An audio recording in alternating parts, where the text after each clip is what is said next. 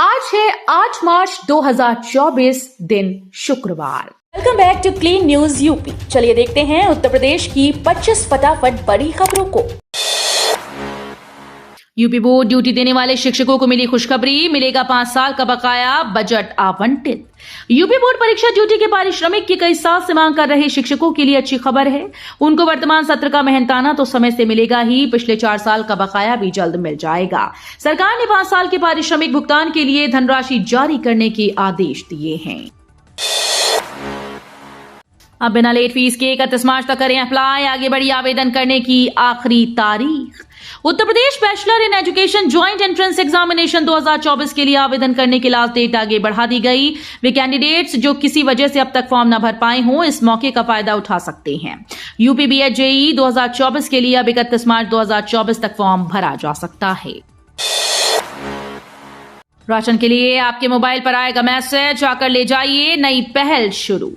आंगनबाड़ी केंद्रों पर बच्चों को दिए जाने वाला राशन अब हर बच्चे को मिलेगा। इसके लिए बुलंदशहर जिला कार्यक्रम विभाग ने नई पहल शुरू की।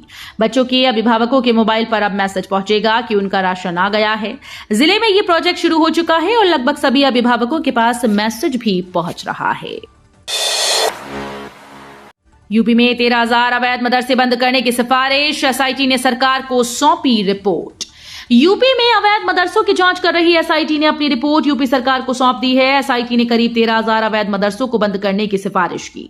इनमें से अधिकतर अवैध मदरसे नेपाल सीमा पर मौजूद हैं। एसआईटी ने अपनी रिपोर्ट में कई चौंकाने वाले खुलासे किए हैं। इस रिपोर्ट के बाद बड़ी कार्रवाई की जा सकती है।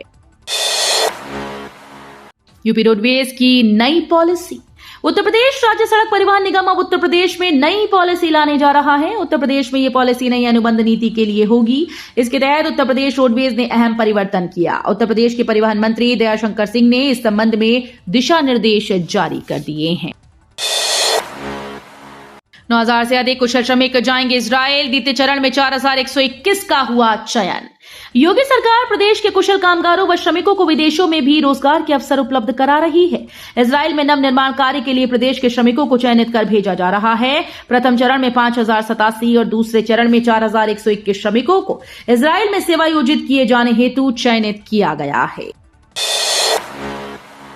सपा विधायक इरफान सोलंकी के ठिकानों पर ईडी का छापा।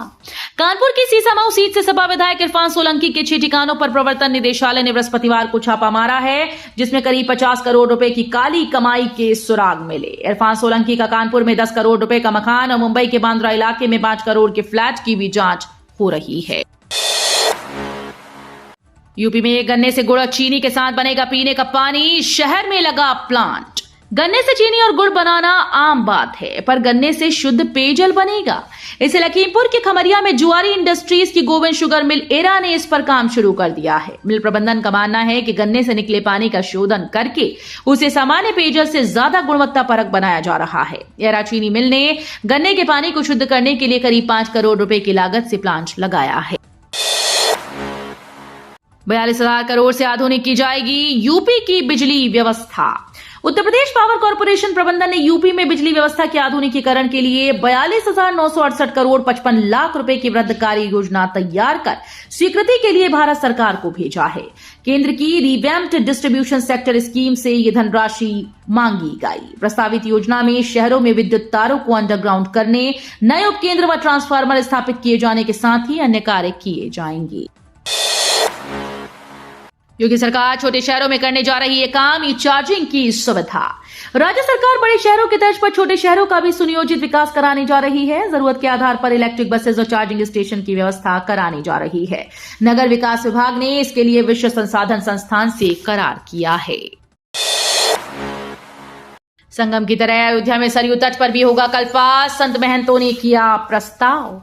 महामंडलेश्वर स्वामी प्रखर महाराज के सानिध्य और जगत गुरु रामानुजाचार्य डॉक्टर स्वामी राघवाचार्य महाराज के संयोजकत्व में सरयू तट पर हो रहे श्री लक्ष्य चंडी महायज्ञ, श्री लक्ष्य गणपति महायज्ञ एवं श्री राम यज्ञ में दुर्गा सप्तशती पाठ, गणपति अथर्व शीर्ष पाठ और पुरुष सूक्त का पाठ नित्य 1700 ब्राह्मणों के द्वारा किया जा रहा है। महायज्ञ की 100 कुंडीय यज्ञशाला में 100 यजमानों के द्वारा पूजन एवं हवन कुंड में आहुतियां दी जा रही हैं। इस बीच यहां चल रहे प्रबुद्ध सम्मेलन में संत महंतों ने प्रयागराज के संगम तट की तर्ज पर अयोध्या के सरयू तट पर भी कल्पवास की परंपरा शुरू करने का प्रस्ताव किया। यूपी पीसीएस प्रीलिम्स एग्जाम स्थगित।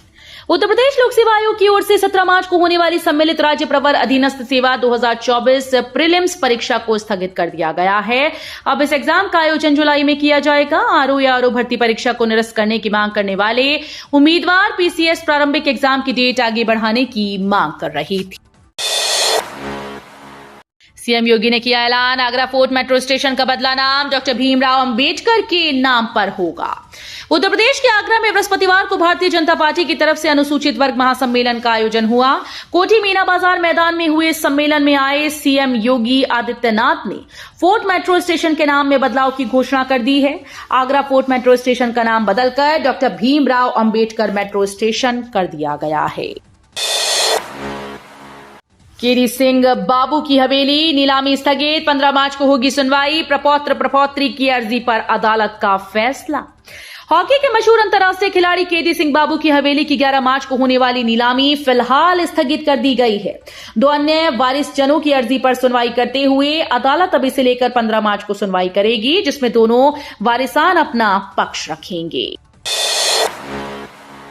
तीसरी बार बीजेपी उम्मीदवार बनने पर काशी में होगा पीएम का भव्य स्वागत। हर 500 मीटर पर होगा शंखनाद। लगातार तीसरी बार वाराणसी की लोकसभा सीट से भाजपा प्रत्याशी घोषित होने के बाद 9 मार्च को पहली बार अपने संसदीय क्षेत्र के दौरे पर आ रहे प्रधानमंत्री नरेंद्र मोदी के भव्य स्वागत की तैयारी है। पीएम मोदी के 28 किलोमीटर के रूट पर हर 500 मीटर पर काशी की परंपरा के अनुसार मंत्रोच्चार और शंखनाद किया जाएगा। डॉक्टर भीमराव अंबेडकर विश्वविद्यालय से हो सकेगी पार्ट टाइम पीएचडी, राजभवन से मिली मंजूरी, 4 साल में करनी होगी पूरी। उत्तर प्रदेश के आगरा में डॉक्टर भीमराव अंबेडकर विश्वविद्यालय के दीक्षांत समारोह से लौटते ही राज्यपाल आनंदीबेन पटेल ने छात्रों को सौगात दी। अब पार्ट टाइम पीएचडी हो सकेगी, राजभवन से इसकी मंजूरी दे दी गई। इससे कामकाजी लोगों को बड़ी ही सुविधा होगी।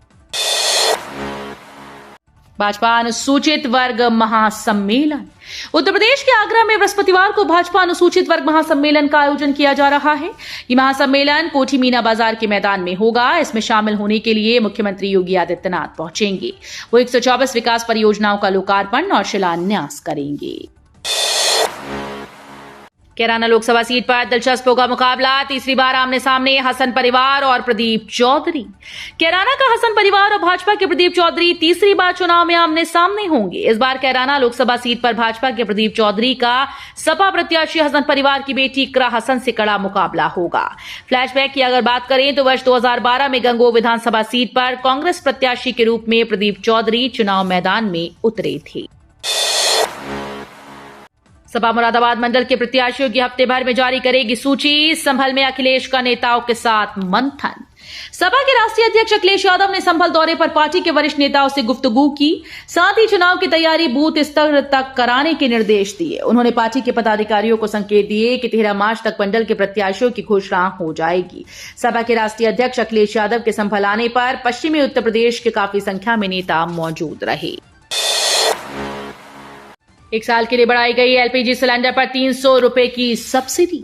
पीएम मोदी की अध्यक्षता में कैबिनेट की मीटिंग हुई। मीटिंग के बाद केंद्रीय मंत्री पीयूष गोयल ने बैठक में लिए गए फैसलों की जानकारी देते हुए कहा कि प्रधानमंत्री उज्ज्वला योजना के लाभार्थियों को 300 रुपए प्रति सिलेंडर की सब्सिडी दी जाती है, जिसकी अवधि 31 मार्च 2024 तक थी। उसे 1 साल के लिए बढ़ा दिया गया है। यानी अब इस योजना के लाभार्थियों को 31 मार्च तक 2025 तक 12 सिलेंडर पर 300 रुपए की सब्सिडी मिलेगी। केंद्रीय कर्मचारियों की लगी लॉटरी। 4% महंगाई भत्ते में बढ़ोतरी को कैबिनेट की मंजूरी। केंद्रीय कर्मचारियों के लिए खुशखबरी है। महंगाई भत्ते में बढ़ोतरी को मंजूरी मिल गई। केंद्रीय कैबिनेट ने महंगाई भत्ते में 4% के इजाफे को मंजूरी दी। अब कर्मचारियों को 50% महंगाई भत्ता मिलेगा। ये महंगाई भत्ता 1 जनवरी 2024 से लागू होगा। मुरादाबाद में लगेगा दिव्य दरबार। श्री राम बालाजी धाम बाबा नीब करौरी आश्रम ट्रस्ट व लोहिया मानव कल्याण ट्रस्ट की ओर से श्री हनुमंत कथा व दिव्य दरबार का आयोजन होना है। यह आयोजन 18 से 20 मार्च तक चलेगा। इस कार्यक्रम के लिए भूमि पूजन और नया मुरादाबाद स्थित सेक्टर 6 के सामने लोहिया वन में हुआ। श्री हनुमंत कथा में बाबा बागेश्वर धाम के पंडित धीरेन्द्र शास्त्री आएंगे। कथा स्थल पर भूमि पूजन के दौरान देवी देवताओं का आवाहन किया गया। चुनाव से पहले फिर लखनऊ का नाम बदलने की चर्चा तेज, योगी सरकार ने मांगी रिपोर्ट। नवाबों के शहर लखनऊ का नाम एक बार फिर से बदलने की चर्चा तेज हो गई है। अयोध्या में राम मंदिर बनने के बाद अब लखनऊ का नाम लक्ष्मणपुर या लखनपुर करने की सुगबुगाहट शुरू हो गई। शासन ने इस संबंध में राजस्व विभाग से रिपोर्ट मांगी है। लखनऊ से सांसद और केंद्रीय रक्षा मंत्री राजनाथ सिंह के प्रभारी कार्यालय प्रतिनिधि डॉक्टर राघवेंद्र शुक्ला की ओर से लखनऊ का नाम बदलने की मांग करते हुए पत्र लिखा गया है। आजमगढ़ से अखिलेश लड़े तो वैसी भी उतारेंगे प्रत्याशी, शौकत अली करेंगे मुकाबला। यूपी के आजमगढ़ लोकसभा सीट को लेकर एआईएमआईएम ने नया दावा पेश किया। समाजवादी पार्टी के मुखिया अखिलेश यादव अगर आजमगढ़ लोकसभा सीट से चुनाव मैदान में उतरे तो उन्हें भाजपा उम्मीदवार दिनेश लाल निरहुआ के साथ ही सांसद असदुद्दीन ओवैसी की पार्टी ऑल इंडिया मजलिस-ए-इत्तेहादुल मुस्लिमीन के प्रदेश अध्यक्ष शौकत अली से भी मुकाबला करना होगा। अब ब्रज तीर्थाटन के साथ ले गांव में ठहरने का आनंद, बरसाना से होम स्टे की शुरुआत। देश विदेश से ब्रज भ्रमण पर आने वाले तीर्थयात्री यहां के गांव में भी होम स्टे कर सकेंगे। इससे श्रद्धालु भगवान कृष्ण की लीला स्थलियों के दर्शन के साथ ब्रज के ग्रामीण परिवेश का भी आनंद ले सकेंगे। उत्तर प्रदेश ब्रज तीर्थ विकास परिषद बरसाना के गांव से इसकी शुरुआत करने जा रहा है। ब्रज भ्रमण को आने वाले श्रद्धालु मथुरा, वृंदावन, गोवर्धन, बरसाना के मठ मंदिरों से ही 1-2 दिन का भ्रमण कर लौट जाते हैं। तो ये थी आज की 25 फटाफट बड़ी खबरें। अगर आपको न्यूज पसंद आई हो तो वीडियो को लाइक और शेयर जरूर करें। धन्यवाद।